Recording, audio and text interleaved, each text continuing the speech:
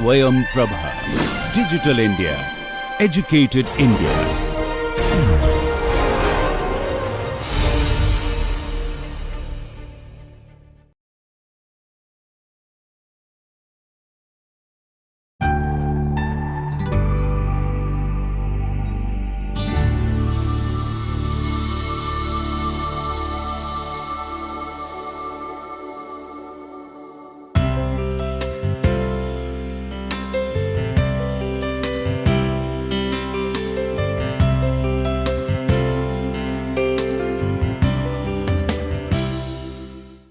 Hello students, we will continue with our presentations of modern Indian architecture, and we are looking at the series on the contribution of Western architects in India. Right now we are focusing on Le Corbusier. Now we have seen, I will just summarize what we had seen in the last presentation, and before that I would like to say one thing to you, that what I had mentioned last time also, that the contribution of Corbusier to Indian architecture, modern Indian architecture, cannot be understated. Primarily because of him designing a city like Chandigarh in India, and Chandigarh becoming a lab or an exhibition facility to depict what were the latest ideas in modernism and in brutalism, etc. It was a fantastic exhibition of what could be done in Indian climatic conditions with the kind of labor force that was available to us, and the kind of building technologies that were available to us, the kind of materials that were available to us. So his buildings have resulted in imitation and interpretation of his works by Indian architects, both in different ways, like in planning, in overall building form, and in building elements. Now we will also look at the contributions of other Western architects, like for example Walter Gropius, Louis Kahn, but I believe that Corbusier surpasses them all. Of course, one thing is common about them, because they are all coming under the umbrella of modernism, so their ideas have a commonality. The ideas that are propounded by all three of them or other modern architects have a similar trend in them. So if one is talking about rationalism or functionalism or structuralism, we will find the imprint of that in the works of other modern architects. So that commonality was there. So once when we look at, for example, the work of B.B. Doshi, we will find a semblance, we will find a presence of Corbusier's ideas and Kahn's ideas. Sometimes we will find the dominance of the ideas of Bauhaus and Walter Gropius. But even in that sense, I would still state that Corbusier was the pioneer and the forerunner of these modernist architects by the works that he did in the 1920s. He established one of the strongest impacts that we have had on modern architecture in the 20th century, and those ideas are still being interpreted in the 21st century. Now last time we had seen that for tropical climate, for example Villa Shodhan, we had seen three things that he did, and that was the brise soleil to prevent sun glare, that was the parasol to prevent the direct solar radiation from penetrating through the roof, and that was the water body, the pool that was provided in the southwest facade or the rear facade, so that the beneficent air current that would flow over the water and then enter into the house. Now the other contribution, so what I said was that he contributed in our understanding of overall planning, space planning, the overall built form and building elements. He also contributed in the understanding of how modernism could be understood, could be designed in tropical climatic conditions.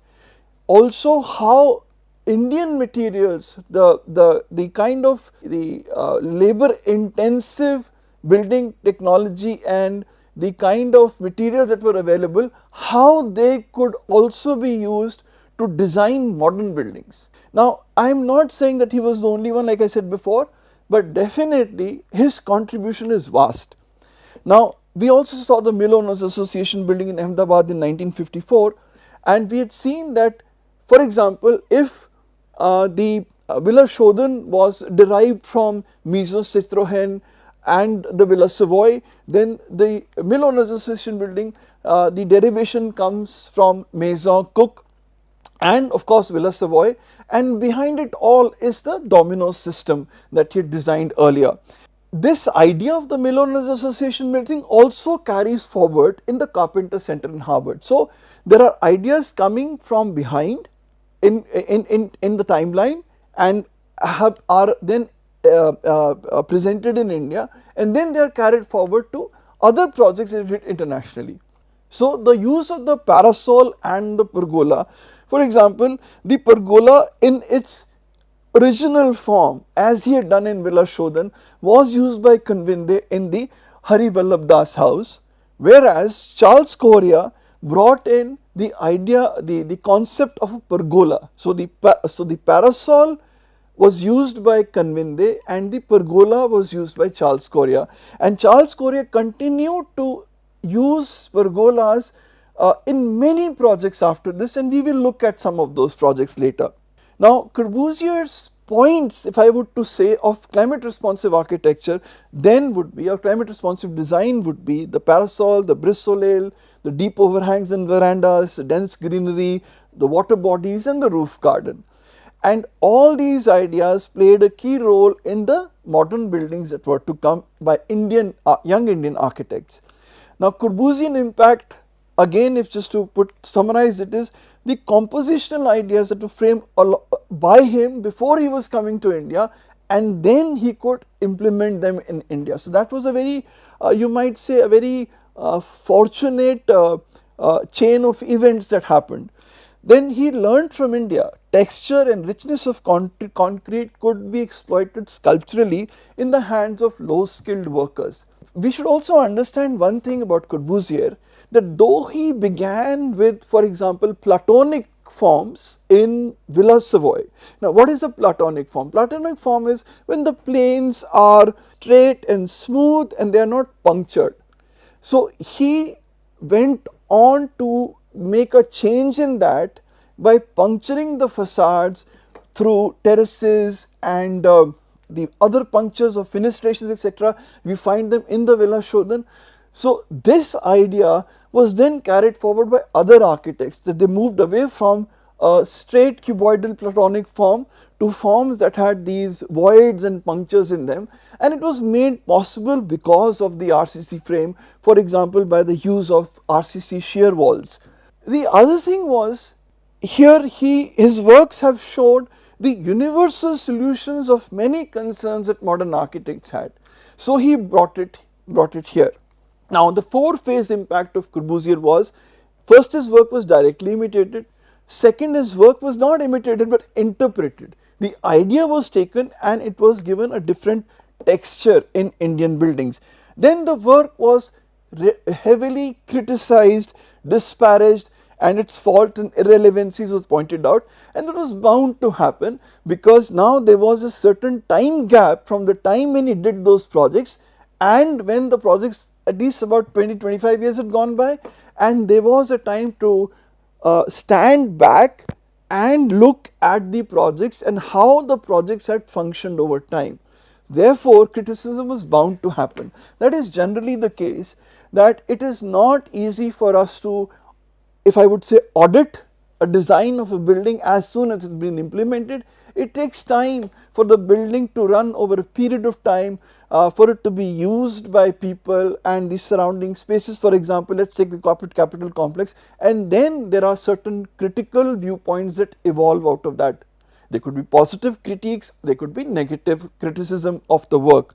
Then again, his work has been again reinterpreted in the 21st century, and it has been assessed in a new way by architects like Sanjay Puri and Matharu Associates.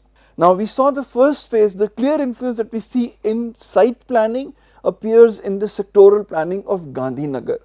The appearance of space planning that we see, where the buildings are they form the boundaries, they are space makers, they form the boundaries of an open plaza. We see that appearing in the Punjab University by J.K. Chaudhary.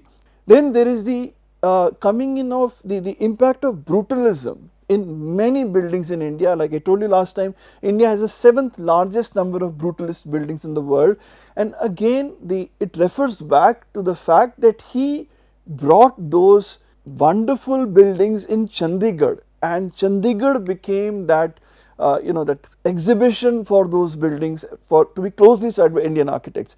So for example, when we talk of the first phase where there is a very clear imitation of his work, we find that in J.K. Chaudhary's IIT Delhi.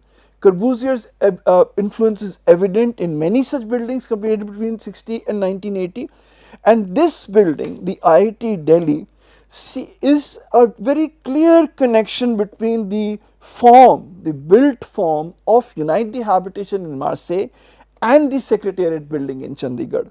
Even in the elements, for example, if you take the roof garden of United Habitation and we take the roof space of IIT Delhi, there are similarities, and then you can see the overall built form, there are similarities. And then there are similarities in elements, specific elements. For example, freestanding staircases designed in a sculptural manner. We had already seen that in the Mill-Owners Association building. Now we see that here. This is the freestanding staircase outside United Habitation, which serves as a fire escape. And we see the same concept evolving, being used by J.K. Chaudhary in IIT Delhi. Then specific elements like the freestanding staircase, J.K. Chaudhary did a combination of smooth concrete in the main blocks and rough stone aggregate in the lecture theatres, and the multi-story staircases, whether you see it here or the spiral staircase. Now please remember that though I have not shown you the spiral staircase, the idea of the spiral staircase is coming from the Villa Savoy. He has used what is called as the scissor staircase there. So this is a kind of seems to be a derivation of that, and then we have the freestanding staircase itself. Then we have the Institute of Indology, Ahmedabad. Now when we look at the building, it doesn't seem to be a very close imitation of the works of Corbusier as the work of IIT Delhi, but this is one of Doshi's first public buildings as architect outside the office of Corbusier's atelier or his office, and at this stage Doshi was deeply in the shadow of Corbusier. So if we look at the comparison, we can say that the Institute of Indology is closely linked with the unbuilt Governor's Palace in Chandigarh. Now when you look at the two buildings, as you see here visually, you can't see the connect. I'll show you the connect. See it here. This is the section of the Governor's Palace. Now if you look at the form, there is this base, then this, and then like this. Now if you look at the Institute of Indology in the section, it is very, very similar. So the section actually reveals the similarity. But then Doshi moved forward with some of the ideas. For example, the use of the brise-soleil, and he reinterpreted it. Now verandas are typologically Indian forms, and the thickness of the brise-soleil, he converted that into an occupiable space. Let us see, for example, in the Villa show, the Mill-Owners Association building, very thick brise-soleil. What he did was he expanded, converted into a veranda, and the brise-soleil now becomes a kind of a rectangular column in exposed or rough concrete. So instead of the brise-soleil, we have a veranda, as opposed to the bold thickening of the brise-soleil's actual mass we see in Corbusier's Indian buildings. It turns into a veranda in the work of B.B. Doshi. Then there is the individual development in exposed concrete. We find that this institute was supposed to have very old ancient parchments and documents to be preserved here, and these collections were stored in the in the open to outside air basement. You can see the skylight of the basement here, and this is being done so that we can preserve the climatic conditions required to keep these documents safe. So these are the interiors, this is the basement, so you can see that this is where the documents have been preserved, this is the skylight, this is again the view of the skylight, and in the interiors you see not only the way the spaces move from the interior to the exterior, but also the use of exposed concrete in the interiors, and how serene the spaces look with the sunlight not coming as a glare, but coming more as diffuse light into the building. Then Doshi has also indicated that there is a regional influence in his works, and in this particular work he has mentioned the influence of Sarkej, the palace of Sarkej, and the and Adalaj on his designs. So if you see the overall form, this historical building has got some connect with the Institute of Indology. Now there are many buildings during the 60s, 70s, like I said, both direct and indirect impact. So there is one building which is amazingly a very close imitation of United Habitation, and that is the Akbar Hotel in Delhi in 1965 to 69. So if you see the visual comparison, it is startlingly very close.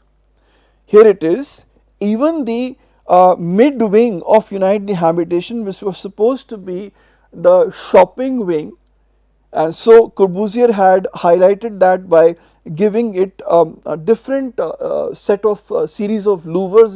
The floor has been visually indicated differently, and we see the same thing happening in the Akbar Hotel. Even the roof garden of United Habitation has resonance in the Akbar Hotel. Prasad then soon realized that he was imitating Corbusier's form rather than the design process. He was not interpreting Corbusier's concepts and ideas, he was directly imitating them. For example, here if you look at the freestanding staircase of Unite, and here it is in the Akbar Hotel, nearly identical except for the fact that this has a pilotis and the pilotis is not visible here. So he moved on what I would call as the second phase of Corbusier's impact of interpretation. There was an architectural self-awareness in the Sri Ram Center that he designed in Delhi from 66 to 69, and it was around the same time as the Akbar Hotel. It was a private trust that had proposed the project to promote dance, drama and theatre, and it is one of the important cultural buildings in Delhi.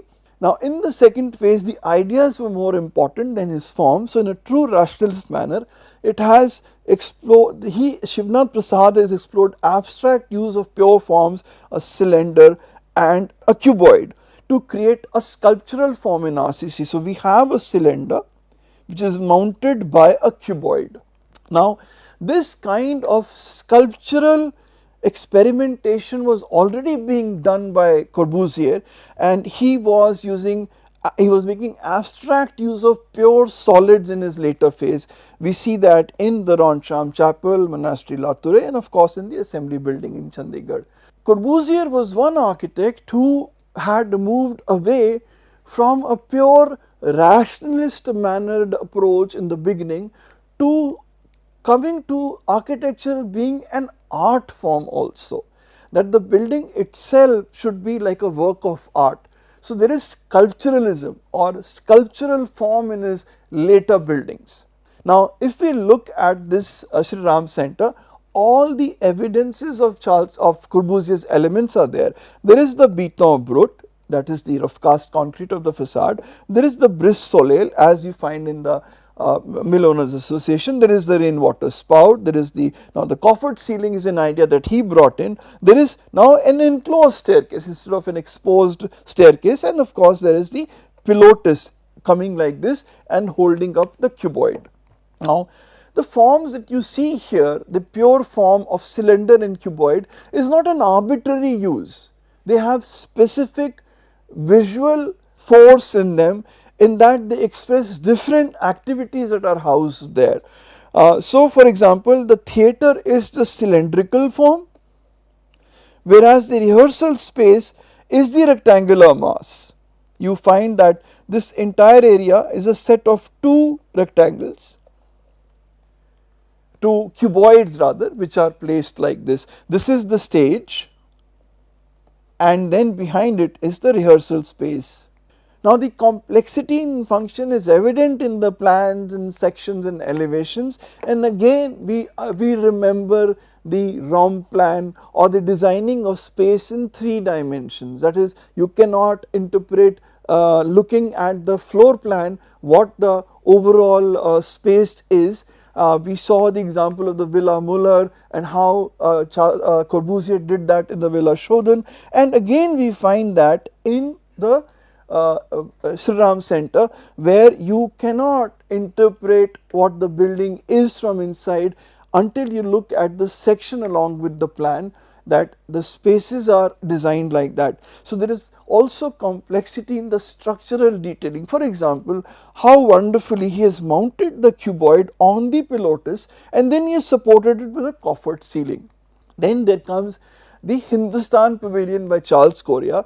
The only idea he is carrying forward here is the use of rough cast concrete or beton brut. In 1961, it's a very interesting form because it is completely a plastic form that he has derived here. And then there is the Sardar Vallabhbhai Patel Stadium in Ahmedabad, Charles Correa, 1966, again in rough cast concrete, again a brutalist work. Tibet House by Shivnath Prasad in 1970, again a brutalist work. Then there is the Hall of Nations in New Delhi by Raj Rewal, 1972. It is the world's largest space frame in RCC, never attempted before at such a large scale, and this is the idea of the space frame originated. We see that in the geodesic dome of Buckminster Fuller appearing in the 1967 World Exposition in Montreal. The idea of the geodesic dome had come earlier than that, but the person who brought it into the limelight in front of the world was Buckminster Fuller. So the Hall of Nations is also brutalist. It is another modern expression of Corbusier's work, but you can see that it is an idea. Now the built form of Hall of Nations, you do not find anything like that in Corbusier's work. This is a space frame, this is in but the only thing is it is an exposed RCC. Now it is column free structure because the space frame is carrying the load. So massive open spaces are created due to the RCC space frame in the Hall of Nations and the connected Hall of Industries. You see the entire complex in this picture. Now there is this uninterrupted exhibition area in the Hall of Nations of 6,700 square meters, 82 meters by 82 meters and 27 meters high. It is an amazingly vast space that you see here, and the other interesting point is that the ramp is like a processional approach as you see in the Mill Owners Association building, and this ramp also opens up on the first floor level as in the Mill Owners building. Now another example of brutalism is the Central Bank of India in Ahmedabad by B.V. Doshi, 1975, along with the use of brise soleil in the office building. Vishveshira Center, the LIC building in Bangalore by Charles Correa, 1974 to 80. Other brutalist works of B.V. Doshi are the Tagore Memorial Hall and the Premabai Hall. Even in the interiors, it is in exposed concrete. And then there is the contribution of Kuldeep Singh, who designed several buildings in brutalism, and that is the NCDC building in Hauskas in 1978. This is the building, and there is the Palika Kendra in New Delhi in 1983. Now this building is not just brutalist, it also has the concept of structuralism. Now what is structuralism? The primary consideration of structuralism is that it is the expression of the engineering framework as the only form of ornament. So if you look at this building, you do not find any ornamentation. In that sense, it is minimalist.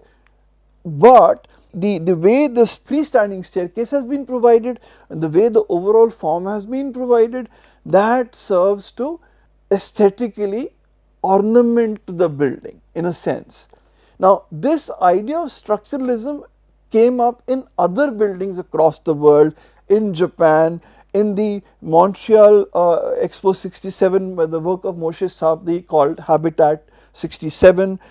Then there is this building. Now the other thing about these are two Japanese buildings, I believe, by Kenzo Tange. One of them is by Kenzo Tange, the other one is by Kisho Kurokawa. The other idea along with structure in Japan was that of metabolism. So if you get an opportunity, do read it up. It will be an interesting study because those Japanese works of the time were strongly influenced by the idea of metabolism.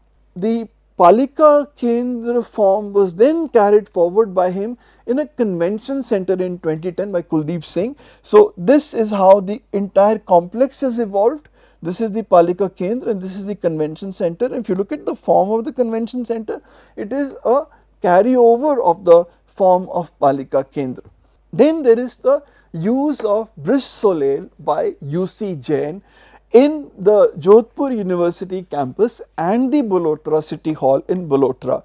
Now what he did was, he did both these brise soleil in stone. That was the readily available local material. So in that sense, he was also using the idea of Corbusier to use local materials and also locally available labor force and technology that has been used in these buildings. So UC Jain went with the what was available to him to come up with these very interesting iconic buildings. They are both adapted for the hot and dry climate of Rajasthan.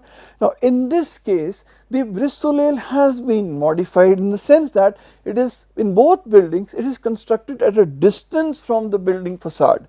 Here for example, if you look, this is the, now there are the brise soleil here in the Balotra City Hall is on both sides. You have this brise soleil, this is perpendicular to the building facade and this is at an angle of 45 degrees on the other side. Now this is very similar to the way Corbusier provided it in the Mill Owners Association. The only thing is, even in the Mill Owners Association and in Villa Shodhan, in Villa Shodhan, the brise soleil was slightly detached from the facade, not completely attached to the facade, but UC Jain went much further. He took it even further than that. There is a clear significant gap between the facade and the brise soleil. It is a completely, it's completely standing alone so that the sun glare is cut off much earlier and you can see how the shadow falls on the facade here and even here, even here. So that gives a distinct advantage in the hot and dry climate of Rajasthan.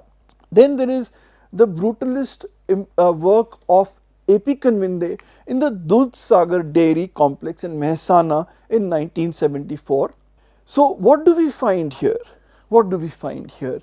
That brutalism was implemented or was taken as a design idea by many iconic young Indian architects, Kanvinde, B.V. Doshi, Charles Correa, Kuldeep Singh, Shivnath Prasad and others.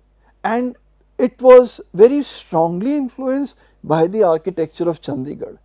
The other, so three things again: space planning, overall build form, sculptural form within the building, materials, technologies, labor. All these, and of course the climatic response of modernist building in tropical conditions. All of these ideas were taken forward by Indian architects. The other idea was that of the use of exposed brick and concrete buildings, which was done by exposed brick and plaster, exposed brick and concrete, exposed brick and plaster by Pierre Jeanneret, Maxwell Fry, Jane Rue in the neighborhoods of Chandigarh, and exposed brick and concrete by Corbusier in his buildings in Ahmedabad, and also the Chandigarh Museum and Art Gallery in Chandigarh. So we will come to that in the next presentation. Thank you.